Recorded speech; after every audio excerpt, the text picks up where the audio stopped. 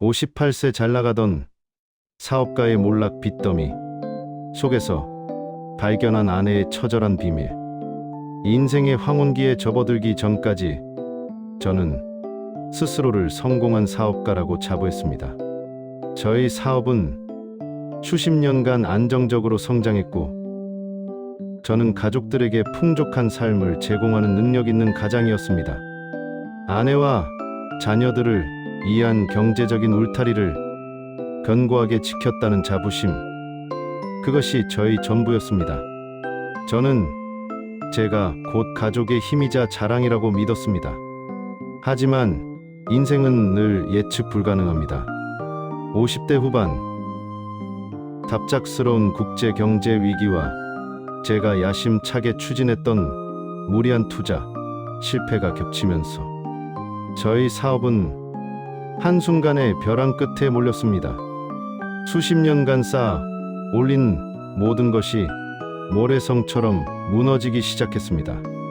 사무실에 앉아 장부를 들여다볼 때마다 느껴지는 압박감, 거래처의 차가운 시선, 직원들의 불안한 눈빛은 저를 짓눌렀습니다. 저는 이 몰락의 과정을 가족에게 숨기기로 결정했습니다. 저는 사업의 어려움을 아내나 자녀들에게 털어놓을 수 없었습니다. 그것은 곧 저희 모든 능력과 가장으로서의 자존심이 무너지는 것을 인정하는 것과 같다고 생각했습니다. 저는 가장이니까, 남편이니까 이 모든 위기를 혼자 감당해내야 한다고 스스로를 세뇌했습니다. 실패를 인정하는 순간 가족들이 저에게 실망하고 무너질 것이라고 두려워했습니다. 집으로 돌아오는 길은 늘 무거웠습니다. 현관문을 열고 들어서는 순간부터 저는 평온한 가장이라는 완벽한 가면을 써야 했습니다. 아내가 저에게 "오늘 하루는 어땠어요?" 라고 물을 때마다 저는 "별일 없었지. 잘 돌아가고 있어." 라고 거짓말을 했습니다. 저희 말 한마디는 계산적이었고, 저희 미소는 가식적이었습니다. 저는 집 안에서도 늘 혼자였습니다. 사업 문제에 대한 불안감과 고독은 저를 짓눌렀고, 저는 스스로를 가족과 단절시키기 시작했습니다. 저는 대화를 피했습니다. 자녀들이 저에게 학업이나 진로에 대해 물어올 때도, 아내가 노후 계획이나 집안일에 대해 이야기할 때도 저는 늘 "나중에 이야기하자" 혹은 "바쁘다" 하는 말로 대화를 끊었습니다. 제가 입을 열면 불안이 새어나올 것 같았습니다. 제가 사실대로 이야기하면 가족들이 무너질 것 같았습니다. 하지만 사실은 제가 무너지는 것을 가족에게 들키고 싶지 않았던 이기심이었습니다. 집은 평온을 잃었습니다. 겉으로는 조용했지만 그 안에는 숨 막히는 긴장감만이 가득했습니다. 아내와 자녀들은 제가 무언가를 숨기고 있다는 것을 본능적으로 느꼈을 것입니다. 저희 말 없는 침묵, 늦어지는 귀가, 그리고 술 냄새는 그들에게 불안과 의혹을 심어주었습니다. 가족과의 소통은 단절되었고, 저는 집 안에서도 철저하게 고립되었습니다. 저는 고독했습니다. 밤늦게 혼자 술을 마시며 왜 나에게 이런 일이 벌어졌을까를 되뇌었습니다. 저는 제가 짊어진 짐의 무게 때문에 가장 고통받는 사람이라고 생각했습니다. 하지만 그 고독한 선택이 가족과의 가장 깊은 단절을 불러왔다는 것을 그 당시에는 깨닫지 못했습니다. 저희 자존심이 이룬 단절은 저를 가장 필요로 하는 가족들에게 저를 멀리 떨어뜨려 놓았습니다. 저는 가장으로서 마지막 자존심을 지키려 했지만 그 자존심은 결국 저를 외로운 섬으로 만들었습니다. 사업 실패가 더 이상 숨길 수 없는 현실이 되었을 때 저는 모든 것을 놓아버렸습니다. 은행에서의 독촉, 거래처의 냉정한 손절, 믿었던 사람들의 배신 속에서 저는 더 이상 싸울 힘을 잃었습니다. 저는 사업가로서 실패했을 뿐 아니라 모든 것을 잃은 나약한 인간이었습니다. 그 사실을 인정하고 싶지 않았습니다. 저는 현실을 회피하는 극단적인 선택을 했습니다. 저는 집으로 들어가지 않았습니다. 새벽이 되어서야 술에 취해 비틀거리며 현관문을 열었습니다. 낮에는 사무실에도 나가지 않고 공원 벤치나 낯선 거리를 맴돌았습니다. 저는 가족과의 대화를 완전히 단절했습니다. 아내와 자녀들이 저에게 어떤 말로 위로를 건네려 해도 저는 듣지 않았습니다.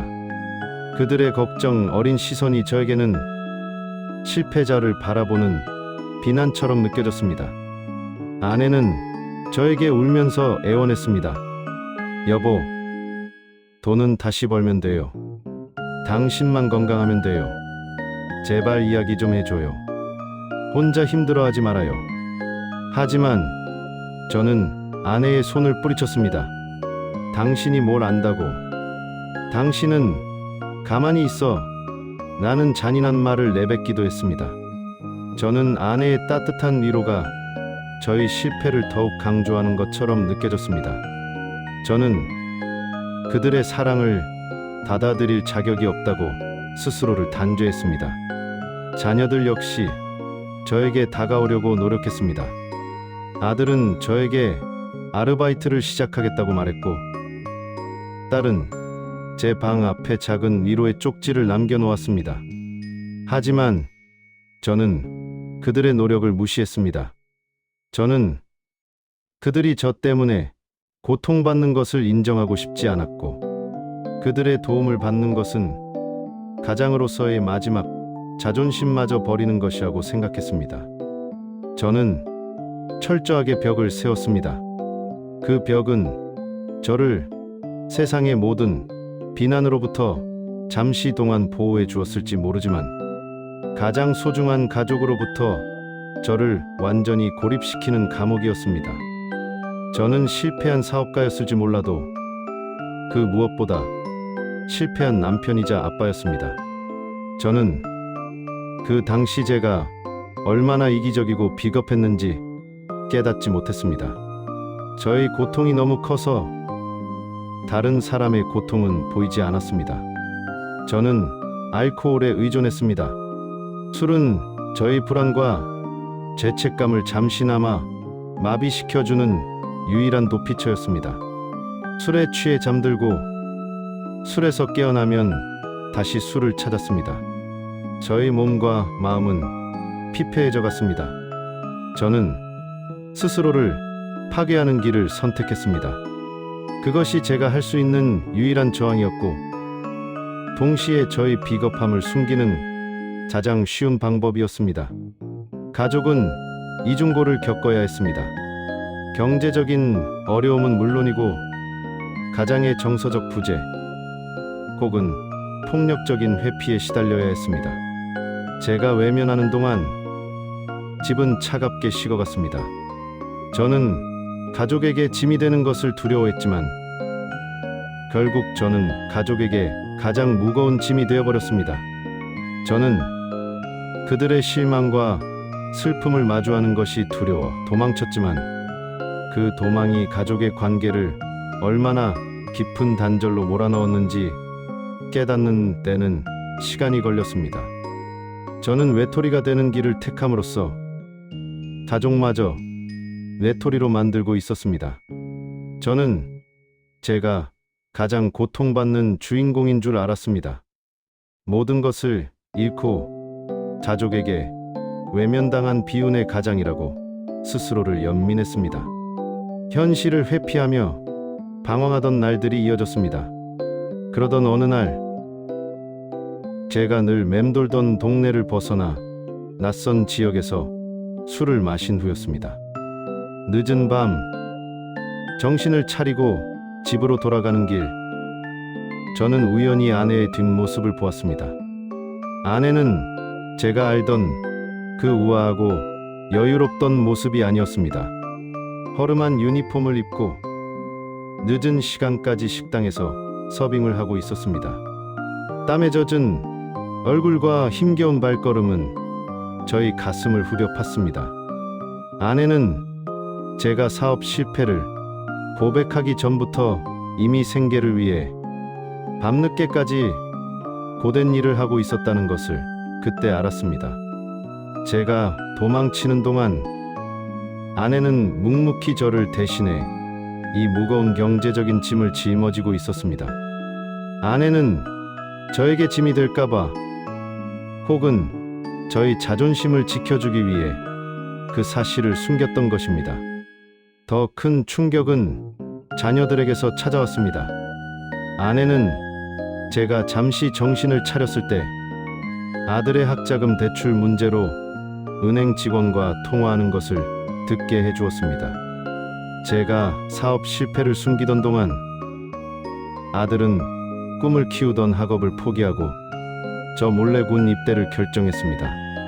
딸은 취업 준비를 하다가 심각한 우울증에 시달리고 있었지만 저에게 부담을 줄까봐 한마디도 하지 못하고 있었습니다.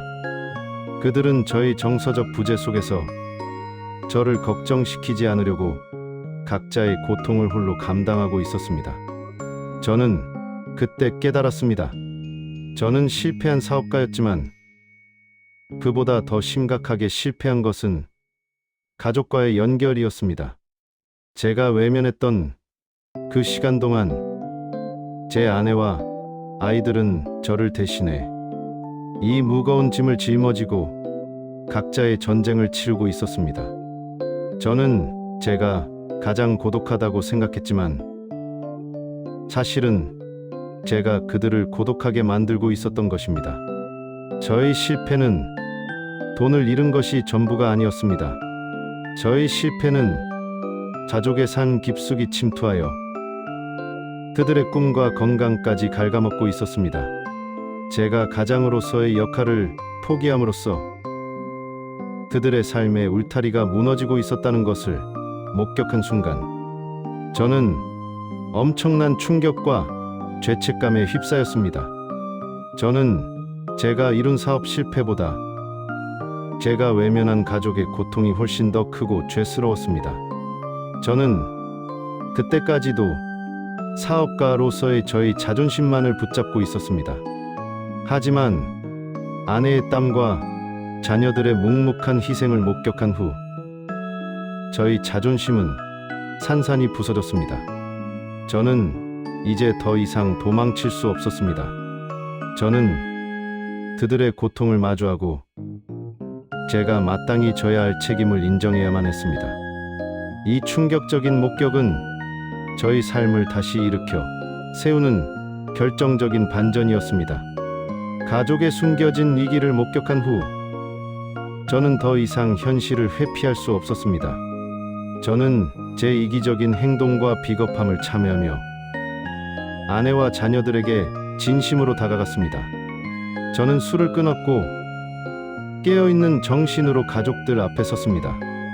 저는 아내와 자녀들을 한자리에 모았습니다. 그리고 그동안 제가 저지른 모든 잘못을 인정했습니다. 사업 실패를 숨긴 것, 그들의 위로를 뿌리치고 도망친 것, 가장으로서의 책임을 외면하고 정서적으로 부재했던 것에 대해 고백했습니다.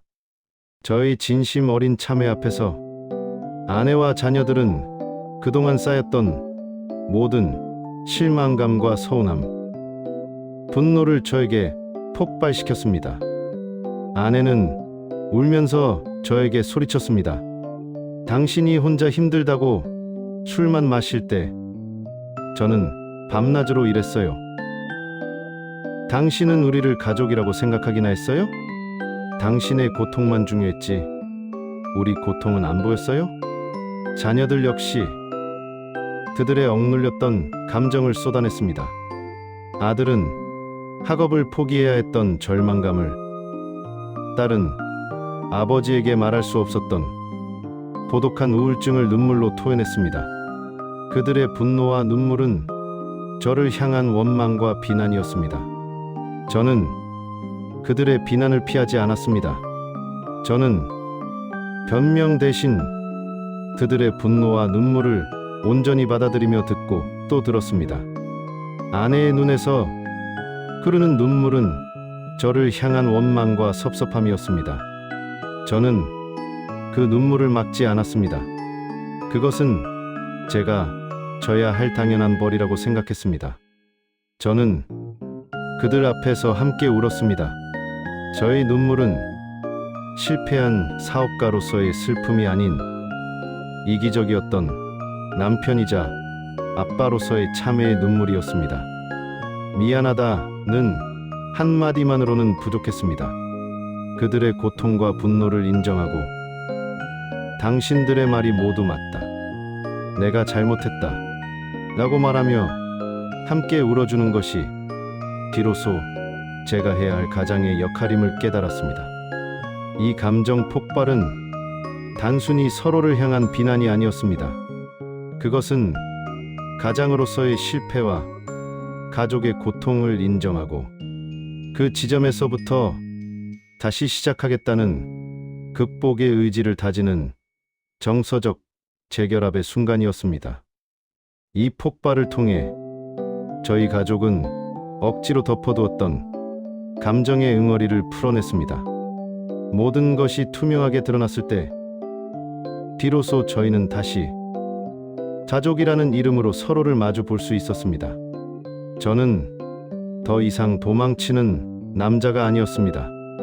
저는 제 가족의 고통을 인정하고 그 짐을 함께 지기로 결심한 가장이었습니다. 모든 감정을 폭발시키고 서로의 상처를 나눈 후 저희 가족은 새로운 길을 걷기로 했습니다. 저희가 가장 먼저 합의한 것은 경제적 재기보다 가족 관계의 재건을 최우선으로 하자는 것이었습니다. 돈은 다시 벌 수 있지만 깨진 신뢰와 단절된 관계는 쉽게 회복되지 않는다는 것을 모두가 깨달았습니다. 저는 저희 과거 사업 경험과 경력을 완전히 내려놓았습니다. 저는 체면이나 자존심 대신 가족에게 책임감을 보여줄 수 있는 새로운 일을 찾아 나섰습니다. 저는 제가 할 수 있는 작은 기술직이나 단순 노동을 시작했습니다. 이전에는 상상도 할 수 없었던 일이었지만 땀 흘려 번 돈의 소중함과 제가 다시 가족을 위해 일하고 있다는 사실 자체가 저에게 큰 위안과 힘을 주었습니다. 저의 변화에 가족들도 긍정적인 반응을 보였습니다. 아내는 더 이상 혼자 힘겨워하지 않았고 저와 함께 집안일을 나누며 저를 응원했습니다. 자녀들 역시 저에게 솔직하게 그들의 어려움과 희망을 이야기하기 시작했습니다. 저희 가족은 경제적인 어려움 속에서도 서로를 존중하며 대화하는 법을 새로 배웠습니다. 저희 집은 돈이 부족했을지는 몰라도 대화와 웃음은 넘쳐났습니다. 저는 다시 부자가 되지 못했을지도 모릅니다. 사업은 여전히 빚더미로 남아 있습니다. 하지만 저희 가족은 다시 부유해졌습니다. 돈이 아닌 신뢰와 사랑이라는 가장 단단한 재산으로 저희의 울타리를 다시 짓고 있으니까요. 이 모든 고통의 시간을 통해 저는 진정한 가장의 역할을 깨달았습니다. 가장의 역할은 엄청난 돈을 벌어오는 것이 아니라 어떤 상황에서도 가족의 곁을 지키고 그들과 소통하며 그들의 고통을 인정하고 함께 짊어지는 것이었습니다.